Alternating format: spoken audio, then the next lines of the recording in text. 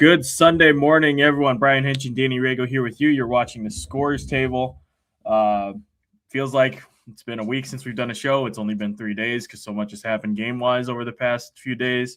You had the Hendricks County Championship game last night with Plainfield beating Brownsburg to win 3 in a row. You had Warsaw grinding out a win over Northridge, 43-32.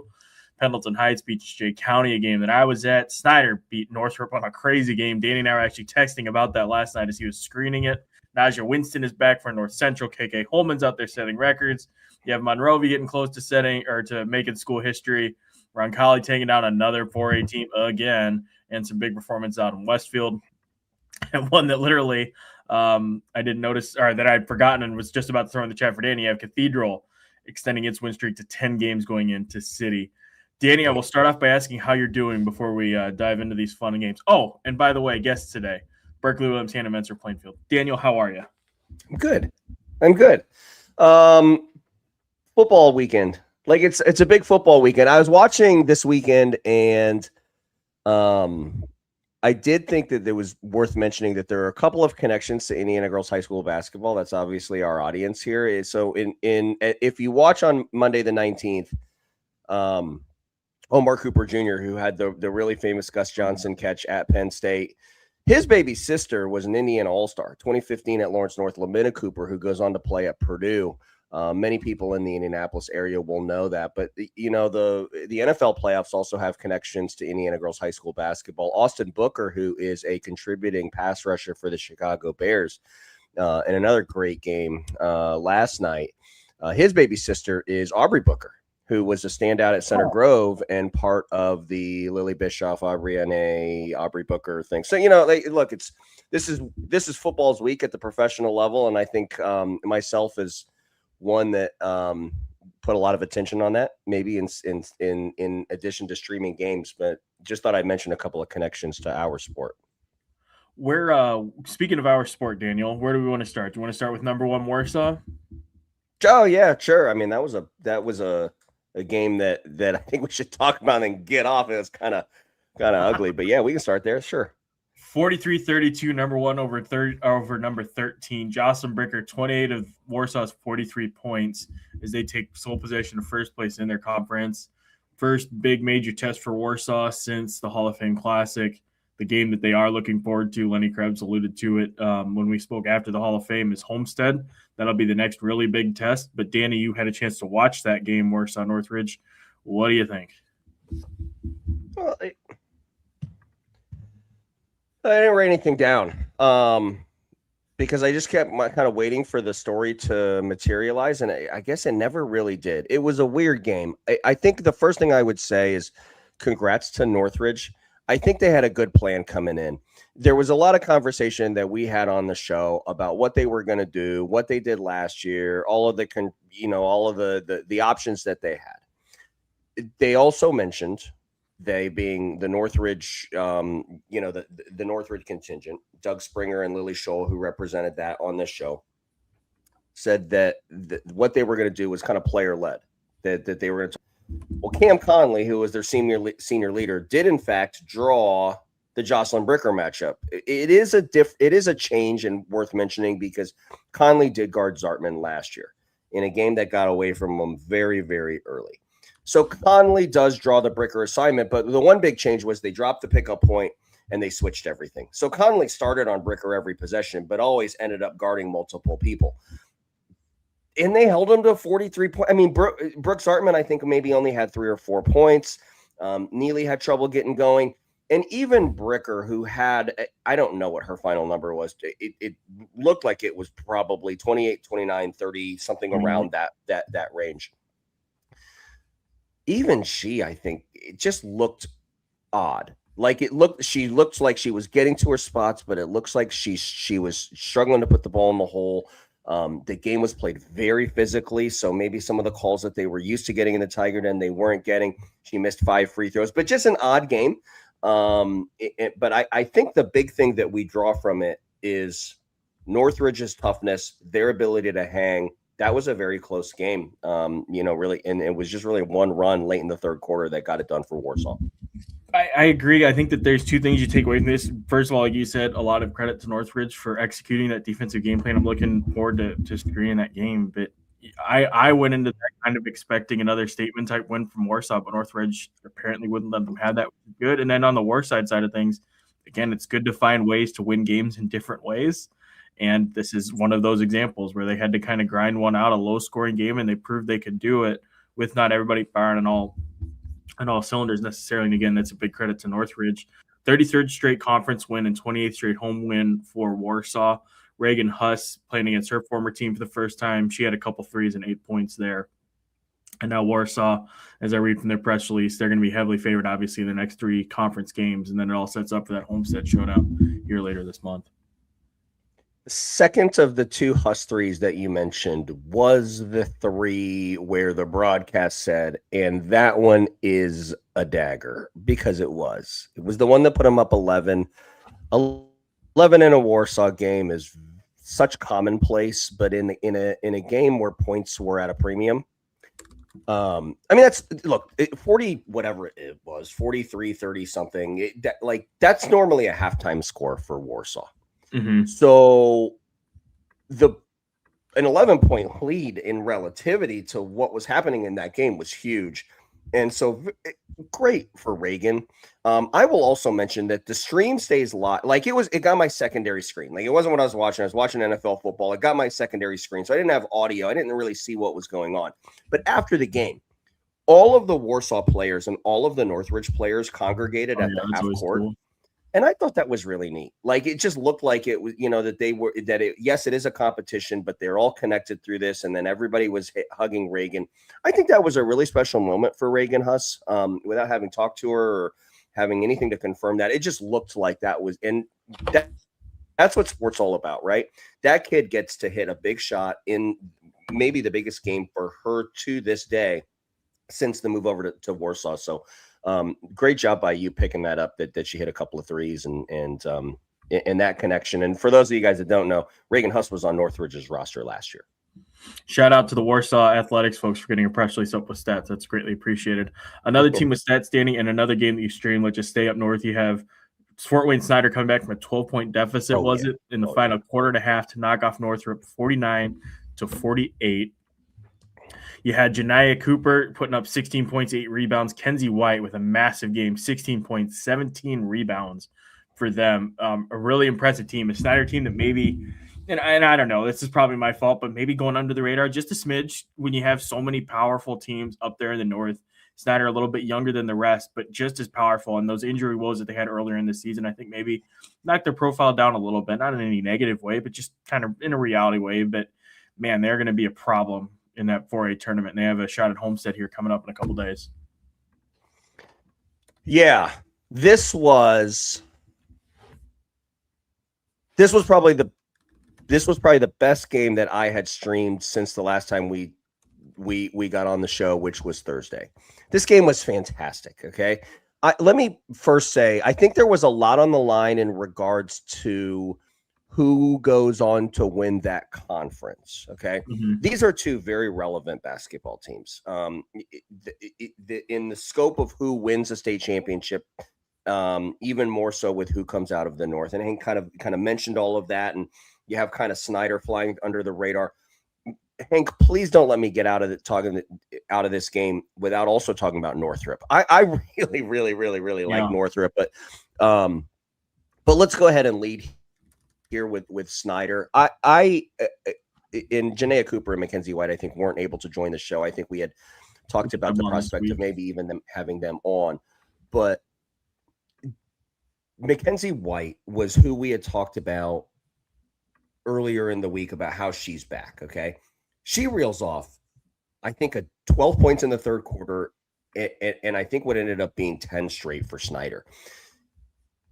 Having only 1 point to that point in the basketball game, maybe only scoring, I think maybe 1 field goal, like leading up to it, maybe even 0 field goals. She maybe got a couple of points from the free throw line, but her offense is so important to what she does. Like, we talked about how she's a space eater. We talked about how she has high IQ. We talked about how she sets screens and rebounds and does all of those things. The best part of her game is her offense.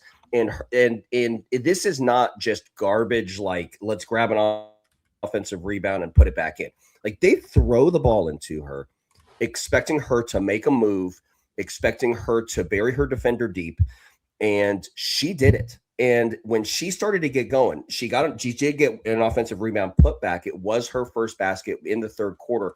She just starts to reel off all of these baskets, has one of those really emotional timeouts where she's stomping, all of her teammates are pushing her. It was a really, really great moment for, may I remind everybody, a really, really young freshman who hasn't even played the entire season this year, coupled also with the fact that she did much of this against Miley Waring.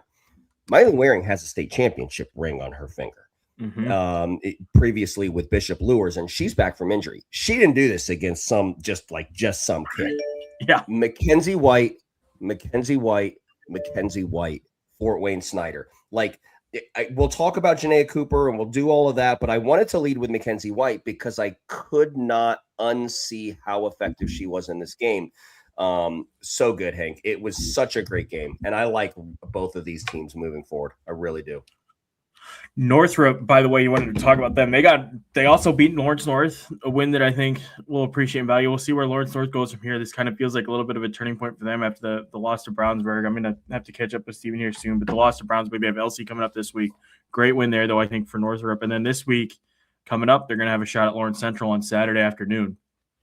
So a chance for them to make a statement. But you came away, as we were texting, just super impressed with them and the way that they play. And another one of those teams in that Fort Wayne area that kind of goes under the radar, but you never know what kind of noise they can make. Well, they had opportunities to make it. Just real quick about Northrop. They had a couple of opportunities. Northrop had a couple of opportunities to make statements earlier in the year. Like I think they hosted Warsaw. They play Homestead coming up. That's always later in the slate. So they do have opportunities on their schedule to make big waves.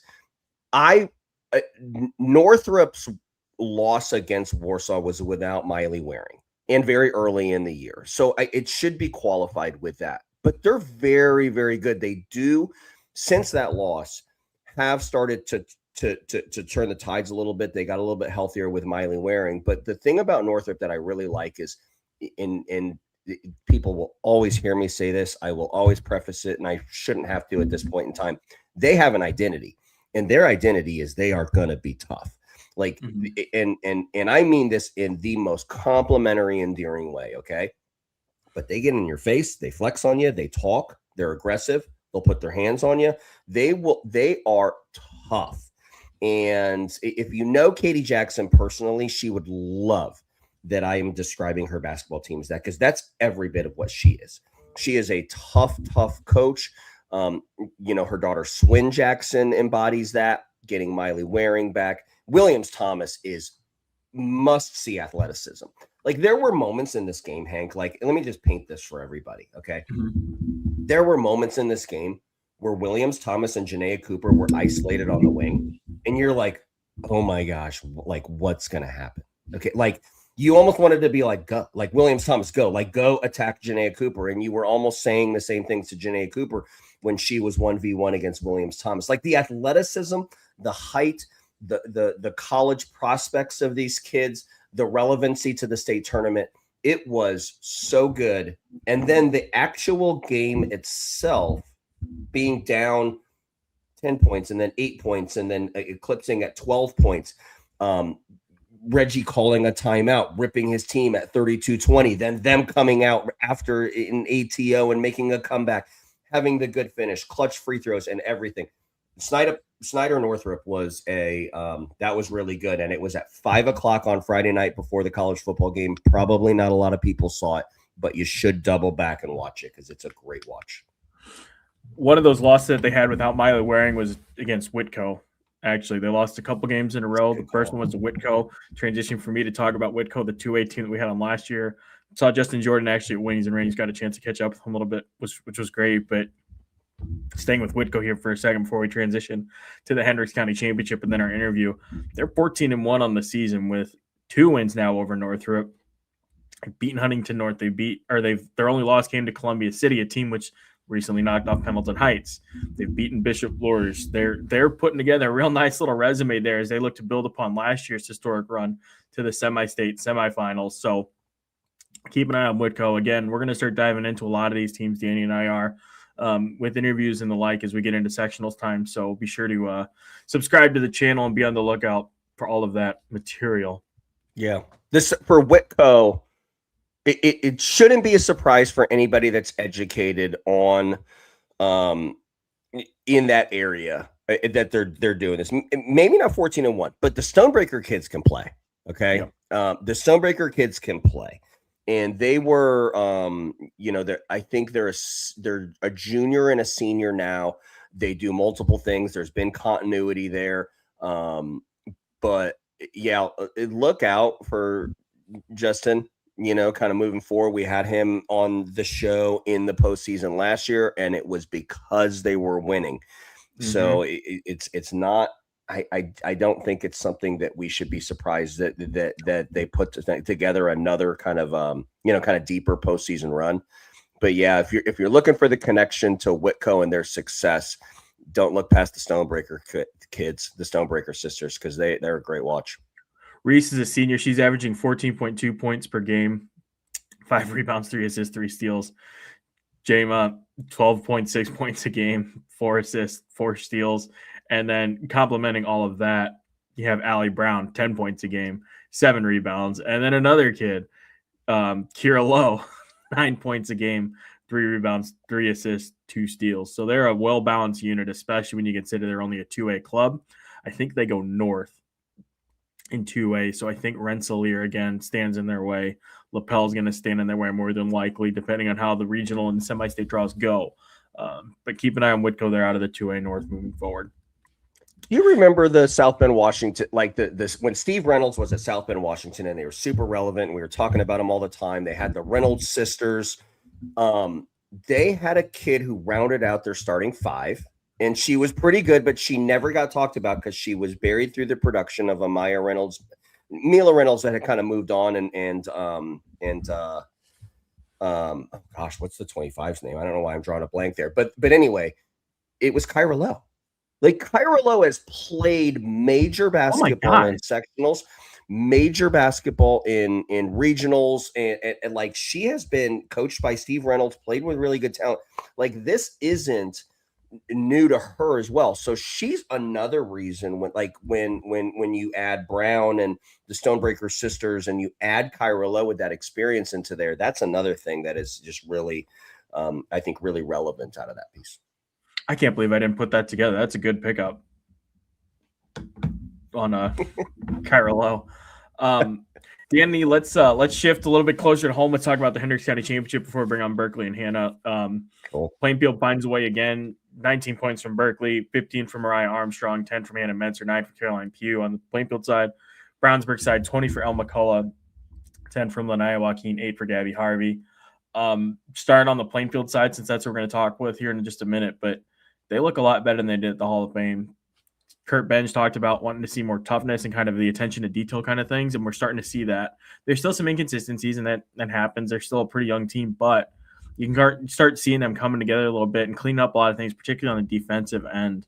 And then offensively, as I was texting with you, the fact that Berkeley's found her shot, and I wrote about that after the game, but the fact that she's starting to hit some shots, really starting to heat up offensively. I mean, they look a lot more robust and a lot more dangerous here as we start rounding into the final few weeks of the season. Yeah, the success a lot of times in sports, basketball particularly, success is in the details. So I can't, and that's why we're going to have Hannah and Berkeley on so we can talk about some of those details. But at a very macro level, if you have the kind of day that Plainfield had in Newcastle at the Hall of Fame, your season can go one of two ways. I mean, not to oversimplify things, but it could have had such an adverse effect. I can only imagine what some of the conversations were at practice within the circles of that basketball team to see. Maybe some of the adjustments, maybe some of the attitude adjustments, connective adjustments, things like that. For them to come out and win the Hendricks County tournament just a couple of weeks later with a very good field, capping it off and punctuating it with a win over a rival with such familiarity between, that coaching, those two coaching staffs, I think says a ton about the mettle, the character, the direction that we're going to see them come out of this Hall of Fame. I think that win speaks more at a macro level about Plainfield than it does about a micro level. I have been so when I talk about Plainfield, I'll talk about their 5 out and, maybe some of their trapping defense and some of the sets they run ATO and some of the minuscule adjustments. Okay. Their story in the last few weeks has just been like, how do we bounce back for this? And they did. Like it's really impressive. And it's great for those young kids. Now they won't have the luxury of bouncing back from a loss in the postseason tournament, but maybe look in the old cliche of like, sometimes losses can have positive effects if you learn from them, right? Plainfield may have learned from that really difficult Saturday they had in Newcastle. You see it the same way, Hank? Yeah, I do for sure. And now they're 14-5, and that Hall of Fame Classic too. It's worth mentioning. It's not like they were getting blown out in those games. It was lost by 4 to Norwell, lost by 3 to Evansville Central. But it's one of those 2 of those games where it's both. If you're Plainfield, you walk away from that feeling like you let one get away because it was just little mistakes and things that aren't common for them or shouldn't be at least that cost them in the end. And now they're starting to figure things out at the right time because the schedule gets some challenging games, but it opens up a little bit where you have Franklin Central, and Decatur Central as sort of games where they'll be favored but can still lose. So they're good, healthy tests, I guess, before you go into that gauntlet of a sectional. A stupid sectional. I hate that sectional because it is so good with Pike and Brownsburg and Plainfield. But a chance for them to build some real momentum here going forward. Real quickly on the Brownsburg side of things, it feels really familiar where they're coming close against some really good teams, but just aren't able to break through. They lost by 6 to Plainfield early in the season. They lost by 1 to Franklin Central in a game that they had. Lost by 4 to Lawrence Central. They lost by a point to Greensburg in a game they led. They lost by 3 to Center Grove in a game that they led. And then last night, by 6 to Plainfield in a game where they just found a way to hang around and stay within striking distance, but just couldn't quite get over the hump. And I think a lot of it is just youth, but you can see like the fact that they're getting there, I think says a lot about the talent that's on that roster. It's just like they need that one. And for better and worse, and I think I either wrote this or I said on the show, for better or worse, they're going to have a lot of opportunities to get that one breakthrough win because the schedule does not let up. There's Pike, there's Westfield, there's Bloomington South, there's Zionsville, there's Fishers. I mean, it's just hit after hit after hit where it's good proven ground, but on the other side of it, there's not very much in the way of recovery or opportunities to have one of those get-right games that maybe you get in different conferences. So speaking of inflection points, we're at it now for Brownsburg. Where are they going to be able to break through, and what does that do for a team's confidence mentality? Because the talent is there. It's just a matter of building that experience and finding that one positive to build off of. And aside from McCullough, okay, listen to the names that you were mentioning, right? Joaquin, Harvey, Ava. Like these are kids that aren't very long in the tooth in their varsity experience. Okay, the schedule is the story. Like so. I think I'll just reinforce your point and say this, okay? They're going to be so battle tested come sectional. You talk about how Brownsburg and Plainfield and Pike are going to be in the same sectional, okay? Well, let's just say in a hypothetical world, let's just say that Pike and Plainfield end up at the same time. Brownsburg is awaiting the winner to play in the sectionals, okay? Like you said that they need the one to kind of break through or haven't had the one. The design of the schedule, the design of the battle testing, and when you have young players, you are building up and culminating toward that one being in the sectional. Mm-hmm. So the ability and the experience that they are logging against these great opponents, and yes, albeit in these tough losses, is putting together, the kind of equity that you need to put together kind of one of those, dream Friday nights or dream Saturday nights on sectionals. But you're right. Like what you are suggesting, what I am also suggesting is if they come out of that sectional, that is going to be some huge upset. We're very close to that. Like, I think you did a really good job of describing how close Brownsburg really is. Like, they're pretty good. And because you might not know the names Harvey, and you might not know the names Joaquin or Ava Emberton, Even El McCullough, like, when you read about the Miss Basketball candidates and the Indiana All-Stars and the things like that, like, you'll hear a lot of people mention her name, but maybe in the second or third sentence and not maybe in the first. So they have a ton of talent. It fits together at times. I think it's inconsistent at times, but they are getting better through this schedule. It's just really hard to see big or measure, because it might be through a loss to a really good Plainfield team at Danville in the Hendricks County Championship game. With that, Danny, let's go ahead and bring on our guests. We're going to be joined here right now by Berkeley Williams and Hannah Menser, coming to us live from Plainfield. Can I get enough Hannah and Berkeley, what's up? Good morning, Berkeley. I hope this wasn't too early for you. No, it's actually too early for Hannah, so I'm doing okay. That's perfect. I like, too, that Hannah has, like, apparently just sort of relegated you to the very back corner of the room so we can barely I like to stay back. You probably don't want to see my face. She didn't let me move back. So I'm going to stay back here. That's perfect. And, Hannah, I love, too, that your dad apparently has it set up on a Ring camera, so props to Michael with that as well. I hope that he's listening right now. Hey, Michael. Girls, congratulations on the win last night. That was a super physical game. How are you feeling this morning coming out of that thing? Definitely very sore, but what's new? It's after every single game. The schedule is pretty hard, so, nothing new, but, Yeah, sometimes I can't really tell if I, like, slept on my neck wrong or if I did something in the game. So, I don't know. Every morning I wake up, my neck's pretty much hurting me, but honestly, feel pretty good. I mean, we got to win, so can't feel too bad about that one.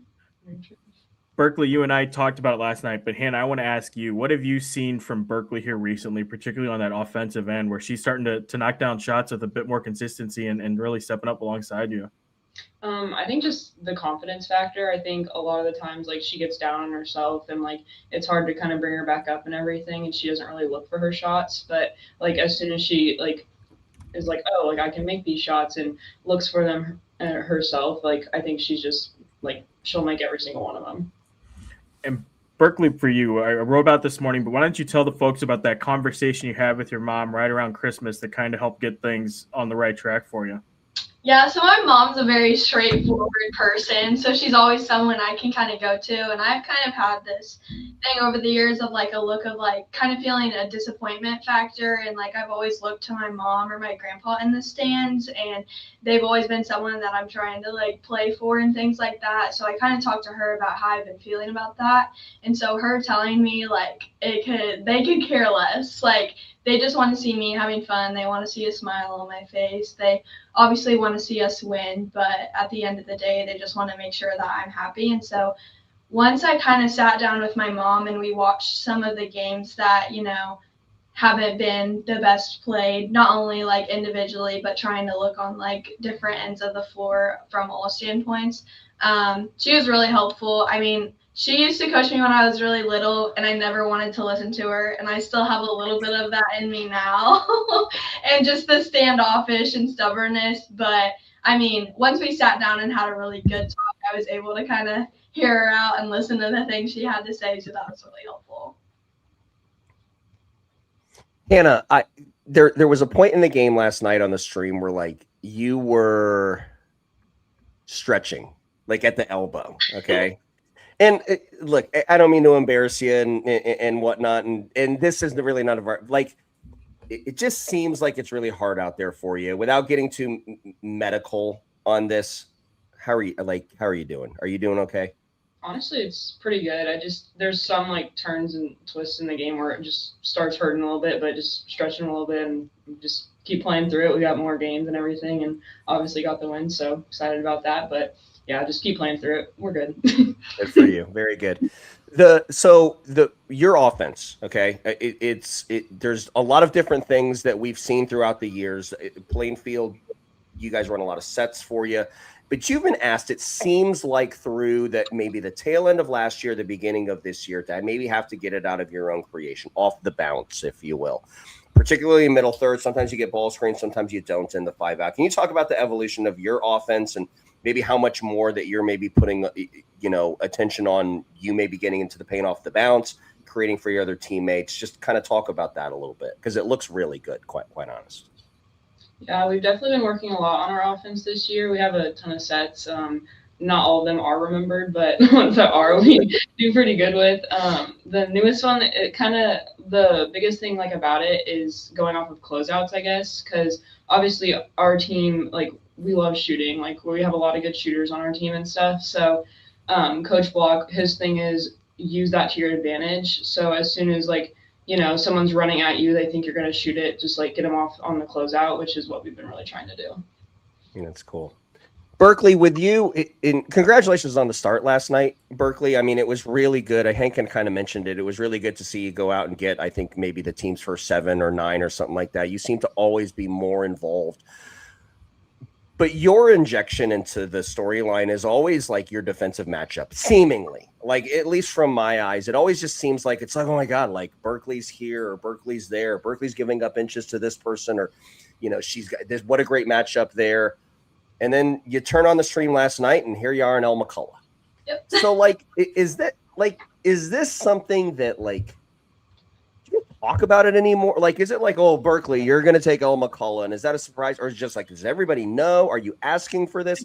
Where does that come from? I won't speak for everyone. I think everyone kind of knows, but I think it's been it's never been anything new. It's kind of been since freshman year. I mean, obviously Ellie was here and that was super helpful just from speed. Sorry, Hannah. From a speed standpoint and stuff like that, having her quick moving feet. But honestly, I think Coach Bench knows that it's really helpful towards my confidence and my energy in the game too. And so having those tough assignments, just it gives me a different focus. And I think having a different focus sometimes lets you play a little bit more freely. Sometimes you get a little bit too distracted by it. But all in all, I mean, I'm pretty much assume most of the time. There's been a game or two where I can be put on someone that I can help off of. And I mean, I like those assignments too, but I mean, getting a tough defensive assignment has always been something that I kind of look forward to a little bit. Berkeley, is there a balance when you are so athletic, so defensive oriented, I guess? Just is there a balance that you've had to find between making sure that your offensive game doesn't sag too much, that you become too reliant, I guess, on what you're able to do defensively? Yeah, I think sometimes I take offense a little bit as a rest, to be fair, because I will, we talk a lot about transition, and so, usually if I'm talking to Coach Block, he, definitely wants me to stay wide, and so sometimes I'll find myself, in the corner, hands on my knees, kind of just taking a breather.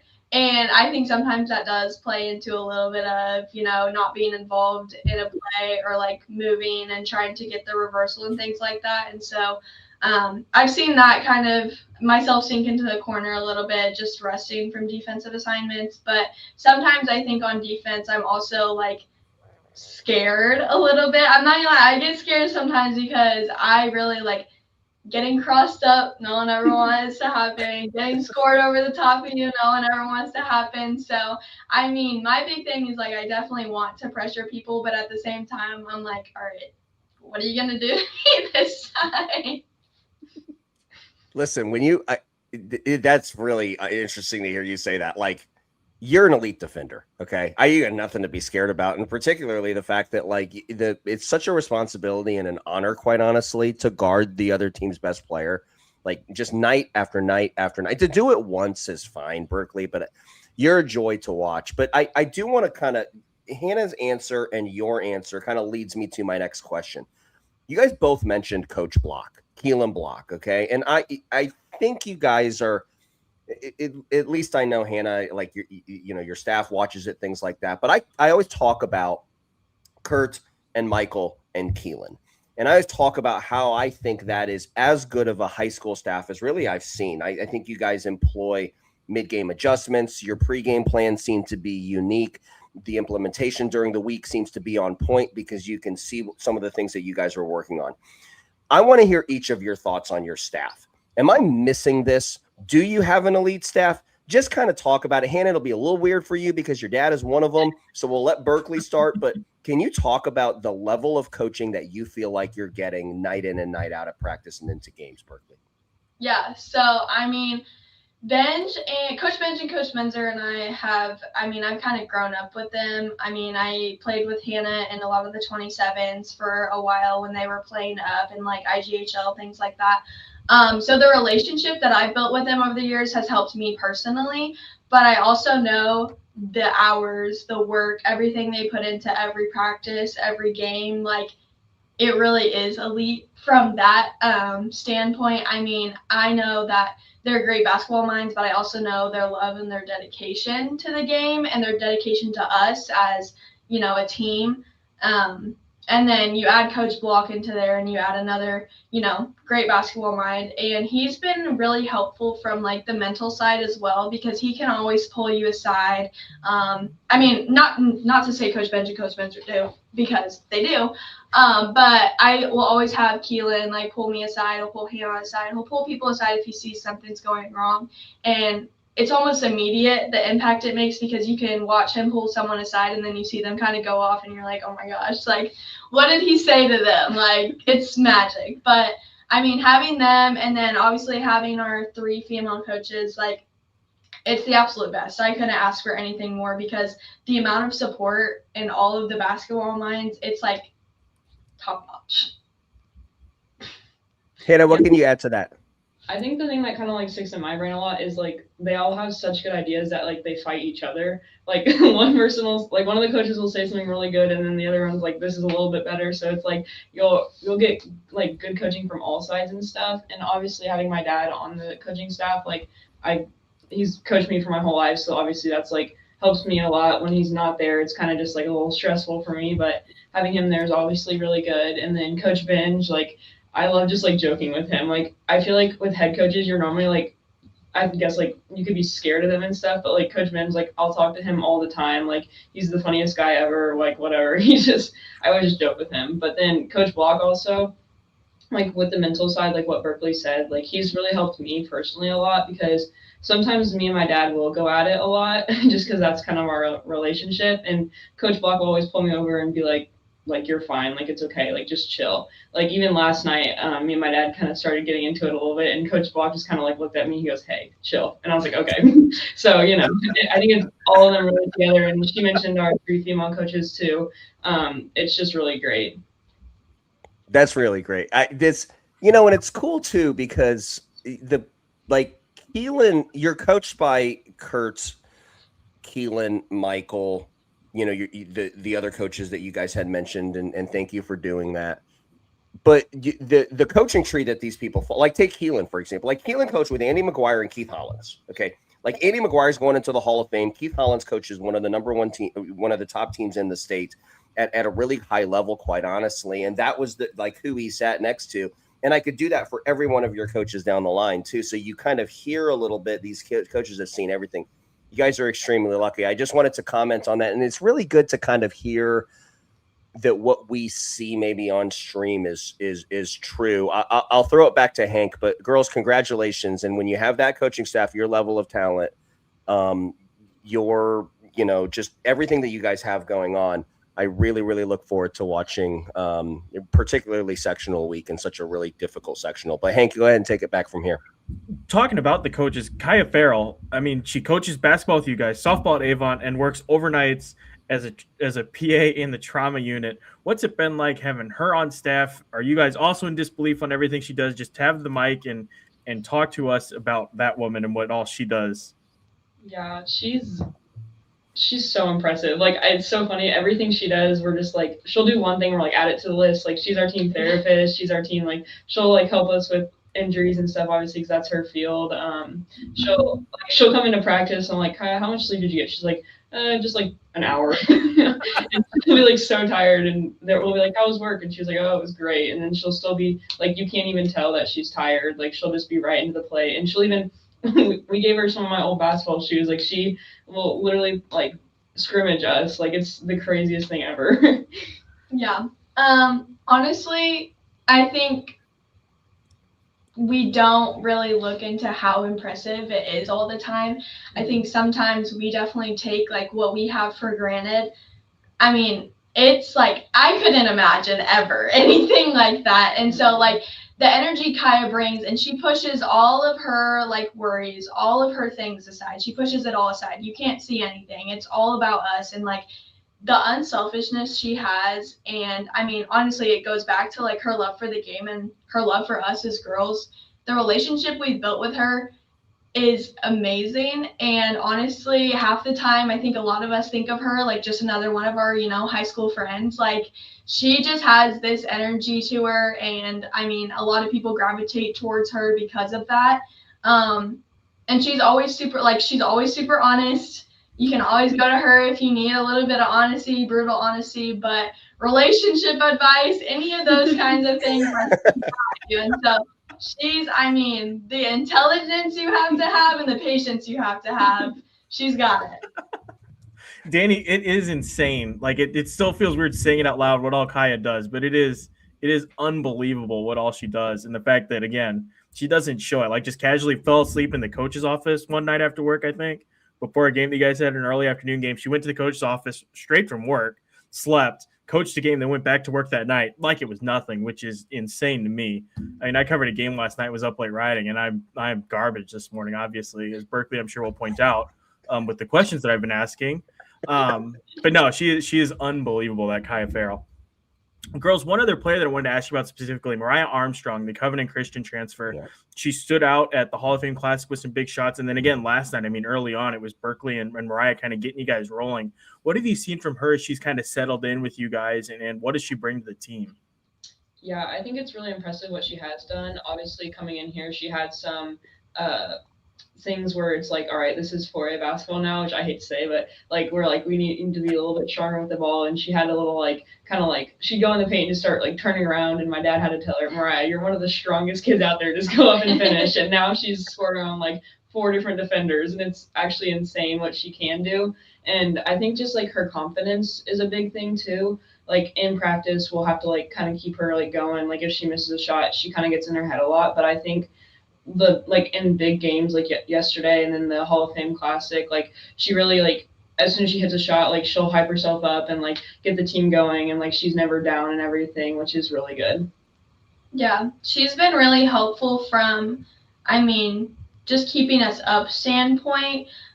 She's always there. You'll always have her patting your back on the free throw line. She'll tell you a couple words before that, and that's honestly been really helpful for me. And sometimes I forget about how helpful it is, and I forget to thank her and things like that. But honestly, seeing her growth and her confidence has been honestly helpful towards me, and I think helpful towards a lot more people. But kind of meshing her into our defense as well has been helpful. She's been able to pick up some tougher assignments, and she's kind of learned like the different configurations of our defense. So having her just like have her grow from her mental standpoint, have her grow from her intelligence standpoint, basketball wise, it's all been super helpful and kind of like little pat off the shoulder sometimes. One last question from me, girls, and then we'll let you guys go. But what has changed about this group since the Hall of Fame Classic? Obviously only a couple weeks ago, but you just looked a lot different yesterday. Is that a fair assessment? And what has changed? What has been clicking here over the couple weeks since then? I think we've kind of realized that like we have all the pieces and we only have like a couple games left, and we have really big goals for this team. And obviously Berkeley and Caroline being our seniors, they've really stepped up in their roles, and like this is like their last go around. And like obviously having all these pieces, we're like we can do a lot more than we have been doing, and like we have all the coaches guiding us, as you said. So like putting that all together, it's like we can do it. We just have to be mentally locked in and like ready for it.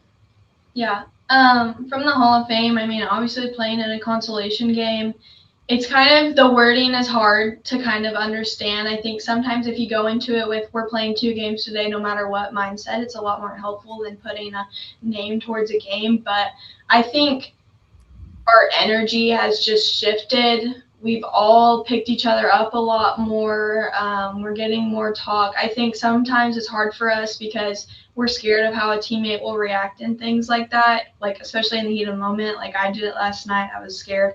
I hugged her afterwards. Everything was okay. But honestly, just kind of having like, we all need to come together and just like, because I think we had a little bit of separation just from each other on the court, not off the court, obviously. But And that was hard. But as we've come back, I think just growing together as a team and kind of believing in each other and having trust in each other has kind of set us apart from what we were. Fantastic. Well, girls, congratulations again on the win. Thanks so much for hopping on with us, and I'm sure we'll be seeing you again here soon. Thank you. Hey, girls, congrats. Yeah. Thank you. Berkeley Williams, Hannah Menser here with us on the scorers table. Danny, closing thoughts on the interview? McCutcheon, Brownsburg, Homestead, Center Grove, Norwell, Lawrence North, Hamilton Southeastern, Brownsburg again. Like, I mean, it's probably unfair to ask them who the best team that they've played is, okay? But we talked about the battle testing of Brownsburg. That is not unique to Brown. That is not unique when it's in the sectional to Brownsburg. Plainfield's battle testing is ridiculous, okay? Yeah. And I almost wish I had pulled up the schedule beforehand, but like that opening game against McCutcheon, like right out of the gate, it's another top player in the 27 class, a team that's won 2 consecutive sectionals and things like that. So I look at that basketball team. I don't care. In sectional week, I don't care what their record is. I don't care what the draw is. I don't care. They have a chance to win every single basketball game they are in because they've won some of those basketball games. It would be very interesting for to have asked to them who did give you the most problems, right? Or maybe not who the best team is, but like who gave you the most problems. But it's just this laundry list of there's 3 teams in the top 5 on their schedule. So that's my take on them. They are going to be a ridiculous out. And we say things very casually like, oh, well, if Pike plays Lawrence Central or who's going to play Pike and is it going to be Floyd Central? Like Pike might not even get out of their sectional. Like, because it's just such this unique kind of matchup. So that's my takeaway on it. 2 great kids with a great staff, with a great school, a great culture, and congrats on the county tournament for them. Got a text, by the way. I don't think that'll mind me reading this on air, but speaking of Kellen Block and what he brings, Keith said, Kellen Block is the truth. That's my guy. So, yeah. Kellen definitely, too, when he arrived at Plainfield, was one of those whose reputation preceded him, and certainly for good reason. Yeah, he does some trade. You can see, like, it was interesting, man. Like both Hannah and Berkeley, when talking about the individual instruction they were receiving either in a huddle or in practice, mentioned his name and not Kurtz or Michael's. Like, and that doesn't mean that, like, Keelan must have this connection to them. Michael probably doesn't coach Hannah very much at all. That would be my guess. Okay. My guess is Michael probably coaches scheme and everybody else except for her. You know, Kurt obviously being the head coach as a macro level. But yeah, when you surround yourself with people like that, in a trusting staff, it's really cool as a coach to hear the kids tell stories about it. It's just more for them, I guess. And just to reiterate with Kaya Farrell, tying a bow on that portion of the interview as well, going to be a feature on her, something that Kelly Wilkinson, our photographer, and I have been working on since September, I think, and just how Kaya manages to balance just a crazy life she has. But she's one, 2 of that staff that fits in really well. Kurt's assembled a brilliant staff over there. I think she's one of 2 or 3 former players that he has on staff with him. But yeah, just a really good group that they have over there at Plainfield. Danny, we got a couple more games here before we cut things off and get to you to some football, me to some writing. We mentioned Naja Winston returned for North Central as they beat Ben Davis 48-47, 11 points for Mackenzie Rutland in that win. Looked like North Central overcame a deficit in the last minute or so to knock off the Giants. A good win for them. But yeah, couldn't be more excited to see Naja back on the floor. I mean, I've said it multiple times, I know I have, but I'll say it again. Like watching that kid on the bench while she's sitting out for North Central was so much fun because she's just so energetic and so into it. And now that she's back on the floor, ready to build off hopefully the progress that she made last year. That state championship game, that state championship run for the LN last year was kind of her coming out party. And I'm really excited to see what she does and keep an eye on North Central there as we get into sectionals. There was a game during the holidays too, where North Central, in front of virtually an empty arena, gymnasium, played against Homestead, and they did so without Naja Winston. And I did hop into that stream and I did watch it, and they were like, they gave Homestead problems. bombs. Like their physicality. Parker coached that game. That was anything but a holiday kind of sit down and do what I mean. It was a basketball game where Homestead really had to dial in, make some adjustment, match physicality and things like that. But the reason why I tell you that story is because it was without Naja Winston. And when I was watching that game, you couldn't help but very naturally say, gosh, if you throw Naja out here, this could get really scary. Obviously, in the end, homesteaded them, right? I mean, they just got away from them and they do what they, but you just wonder in a game like that where the emotions are high and you're really trying to rally around a game plan, to have the experience that you spoke of with Naja, I think could be one that could be something. It could be very helpful, particularly in a game like that. You said watch out for North Central. I completely agree with you. They've got a big win in them. To see if they can put it all together on a night to get it will be the question, but Naja will go a long ways toward that question. North Central adds further intrigue to a sectional that also includes Lawrence North, Lawrence Central, and Warren Central. That one is hosted at North Central as well. So another item of note. A few other games that Danny and I wanted to touch on. I was at Pendleton Heights versus Jay County. The Schweiderman sisters are really good. The younger Carson Schweiderman coming up. I mean, that just opens things up so much for Hallie. They're back playing together the first time. It was fun talking with them about that. That's something that I'll run a little bit for Monday and have a video interview up with the two of them. But Hallie's averaging 21 a game with 3 assists, 3 steals. Carson's right behind her at 18 a game, 8 rebounds, 3 assists, 3 steals. So two of those working in tandem was really fun to see. Bit of an off night shooting for Hallie. Doesn't affect her on the defensive end. She had some big steals as they were hanging in there tough with Pendleton Heights. Carson ended up leading them in scoring in that game. On the Pendleton Heights side of things, I talked to Nick Rogers afterwards, and he pointed out that for whatever reason, afternoon games just seem to be a bugaboo for them. They're just weird games. And yesterday was no exception, where they were just never quite able to pull away or take full control of that game. It was always kind of that 2 to 3 possession range, but Ada Hupford, 21 points. I mean, it's basically a cheat code when you can dump it inside to her with that frequency that they're able to, and they're able to, they kind of do a job of picking their spots. But when they do, she rarely misses from point blank range. Olivia Jones, 10 points, another big game for her. Mamie Trout, 8 points for her. Hopefully she's starting to figure things out, not unlike a Berkeley Williams kid, and just that when she's firing and able to put up some points like she has in years past, that Pendleton Heights team looks really, really good. Just in terms of, depth, diversity of scoring, and all those sorts of things. Yep. And Pendleton Heights' flagship win is one against HSE, and who I kind of checked in back on. It's great to see Kennedy Holman back. You mentioned the record at the beginning, but I wanted to shout out Kayla Stidham. Kayla Stidham, during the games that Kennedy Holman was out, KK Holman was out, stepped up. And you wanted to see, and it wasn't, she had been playing well before before Kennedy Holman's injury. So I don't want to say that it was because of that. Okay. But she steps into a more major role. They get a couple of wins along the way. And then Kennedy comes back, and they're playing at Carroll last night, and it's just sluggish. Like, it was like 20 to 15. Like, the stream didn't have the score. So you're kind of tracking it in your head, and sometimes you can kind of see it, when they were panning around. I think I saw it was like 20 to 16, and it was like HSE at Carroll, sluggish Saturday. And then Stidham comes out and hits, I think 2 threes in a row. They go on an 8-0 run. The rest is history. They stretch it out again. She goes on. She hits 2 more threes, I think, in the third quarter. That leads to another 8-0 run. Like, she's playing really, really well. And when you look at the return of Kennedy Holman coupled now with Stidham playing well, and then throw on top of it this Haley Mazzara shooting 45% from 3. Okay, she only takes threes that she's open for. Okay, she makes all great decisions. But now you have this team in HSE, mixed in there that has this win over Homestead and a Miss Basketball candidate and an all-star candidate and Kayla, who's playing really well. HSE is starting to be kind of sneaky on this ascension to be like, okay, maybe this isn't the team that lost to Pendleton Heights. Maybe this is more like the team that beat Homestead. So we'll see how that kind of spins forward. But I wanted to shout out Kayla Stidham because I think she's the biggest reason why that's happening over there.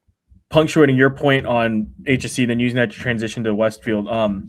that was the one thing with KK missing a couple games, that it gave HSC an opportunity to get those younger kids some reps and learning to play without KK on the floor, to build confidence, see how things work. And obviously you don't want to see anybody miss time due to injuries, but if you have to make lemonade out of a really bad lemon, that's a great way. It's a great way to approach it, I suppose. That's a good analogy, right?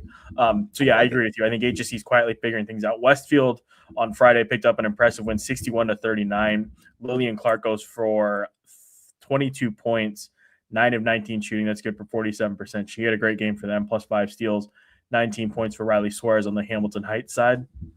That's one of those games that I was curious to see which way it would go. You know, like it felt like a game, maybe Hamilton Heights, a young team, maybe they hang in there with the big 4A contender, and that's kind of a launching pad. Or maybe on the other side, Westfield uses it as an opportunity to kind of flex their muscles a little bit, and it wound up being the latter. A really good win there for Westfield. I think Westfield has done nothing, by the way, to back us off that they are probably the team with the maybe standing in the way of HSE most in regards to who's going to win Sectional 8. I, like you, was very curious to see. But Westfield getting away from Hamilton Heights, you also need to couple that with the fact that they had a really, really difficult game that I did not stream, but I was getting text updates about, against Chatard, which was a kind of a 1-point victory. So here you have also on the other side of Hamilton County from HSE, you know, across 146th Street. Now you have this other outfit that is just learning how to win basketball games in different ways, you know? So, you know, Westfield being good and winning basketball games is not new, but we are kind of, I don't know, maybe getting toward this apex of this Saturday night potential matchup between Hamilton, Southeastern, and Westfield. And I'm sure Carmel and Noblesville and everybody it will have, you know, hang on, Danny. But those look like the two best teams in 8. They really played on repeat going into sectional. This Riego guy's overlooking us. Listen, when you beat Hamilton, I got a lot of respect. I got a lot of respect for Hamilton Heights and that talent. Riley Suarez is really having a great year, and those and those freshmen, whether you know, in Curry and Isel and Bloom, and you know, those kids are learning how to play varsity basketball. They're learning how to play varsity basketball altogether. And one consistent thing there, when you look at Hamilton Heights, is you know, Suarez is doing her thing. It seems like it's a double every night. They undressed them. Like Westfield undressed them. That's a very good basketball team on a Friday night. Like they undressed them. So Westfield is very, very good. That's not news. But yeah, that was the one that I wanted. Remember, I wanted that one moved. Yeah, I did too. Actually, I wanted to go to it. You mentioned Westfield's win over Bishop Chatard, a 58-57 win, a game that came right down to the very end. Bishop Chatard, that was their third loss in a row, but they're becoming increasingly competitive and kind of rounding into form. I'm really looking forward to seeing them at City here this week. They beat a scrappy Guerin team 56-50 the other night, but against or in that game behind a big game from Alex Kendall, who had 29 points. Olivia Berzai had a double-double, 13 points, 15 rebounds. And then against Westfield, the 1-point loss at the buzzer, you had Berzai with 14 points, Olivia Maynard, 13 points, Alex Kendall, 11 points, LeBron, 9 points. Like, you can kind of see this team sort of taking shape and kind of figuring things out and putting things together. And I use that as a way to transition to this city tournament coming up, because you have Cathedral, Chatard, Heritage Christian, and Purdue Poly all set up to kind of meet in the semifinals at Quartet. And that's going to be two really good measuring sticks for all 4 teams, 2 measuring stick opportunities for all 4 teams. So it's going to be phenomenal. A Cathedral team that's red hot. They won their 10th straight yesterday, as we mentioned, with the win over Delta. Based on the tweet that I think Lisa sent out, it wasn't the most robust game for them offensively, but they found a way to win again against a quality opponent. Pair that up with the Noblesville win. I mean, they're really chugging along here in terms of the wins. Chatard, like we just mentioned, Heritage Christian, Danny, a team that you've had a chance to screen, I've had a chance to see in person. They have some good weapons there. Obviously, Riley Johnson, the Snively kid, has been playing phenomenally. And then Purdue Poly, a team that kind of maybe gets lost in the shuffle there, but has the talent, the size, the height to really mess up some team seasons. I really like that Purdue Poly team. I'm looking forward to seeing them in person. Tasia Briscoe, name that comes to mind immediately when you're talking about Purdue Poly. Yeah, I did see Heritage Christian again live now. For the second time this season, I saw him at Carmel. You mentioned Snively and Riley. You know, and those are the names that people will the easy names, I guess, to remember. And Snively looks really good, particularly. Kiana Mellinson. This is now the second time on this pod where I've mentioned her. Okay, she's the transfer from Cy-Fair, Texas. She looks very good. And seeing her live, I sat up close again. Kind of close to the Heritage Christian bench. She does some really good things. I mean, again, in an earlier episode, I talked about how they needed a basket late in the game at home. Mellinson was the kid that got the shot. They needed baskets against Carmel, against Jess's outfit on this in this basketball game. And Mellinson was the one who was kind of at the central piece of all this. That's a nice little three-headed backcourt. Okay. Like Snively and Johnson, of course, you throw Mellinson in there, they can do a lot of really good things. On the Carmel side of things, Bassie being back is something like this. The Heritage Christian game on Saturday was the first game where it seemed like minute restriction was lifted. Okay. I think that was very casually confirmed by a fan, but not anything that I can report necessarily. But she definitely played a lot more in that Heritage Christian game than she did on Thursday night against Center Grove.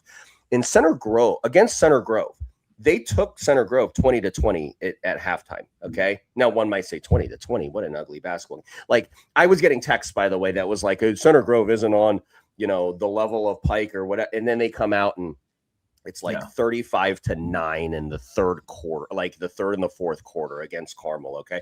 But to come full circle around in Heritage Christian and Carmel and kind of put a bow on that, when you have Maddie Wallace running the point guard and you have Bella Ramsey running the floor, by the way, that pitch transition pass from Wallace to Ramsey is about as true as science. Like, those two kids do it as good as anybody. I talked and joked about how they did it at Clay Middle School over and over and over again. Well, they're doing it at Carmel High School. Now, when you put Catherine Bassie into the mix, a capable scorer, I'm not sure that she would be comfortable me sharing this, but it wasn't set off record or anything like that. But Jess told me very casually after the Center Grove game that Catherine Bassie, along with Ella Collier, are the two smartest basketball players that she's ever coached. Like, that is super high praise coming from a coach, and to be sandwiched into that sentence with Ella Collier, like, that's really something. When you have a capable scorer like that and that kind of IQ to run a college system at the high school level the way the Carmel's trying to do, that's extremely valuable. So let's watch Carmel over the next 4 basketball games or so, see where they go with Bassie back now off of minute restriction. Danny, any other games you want to get to before I look us ahead to next week and get us out of here? I was just looking. Write us out, man. We good. All right, so we got some big games coming up here. Roncalli at Greensburg on Tuesday. Roncalli coming off a comfort behind win over 4A Franklin Central. Really good test for both teams, potentially a semi-state preview there that we're looking at. That night also includes Zionsville at North Central. We'll talk about that more North Central here in a second. City semifinals, as we mentioned, on Thursday. That's the same night as Lawrence North at Lawrence Central. Opportunity for Lawrence North to maybe make a statement here to get the ship righted after a couple losses. Lawrence Central, a team, as we mentioned last show, that's been figuring things out here of late, putting the pieces together.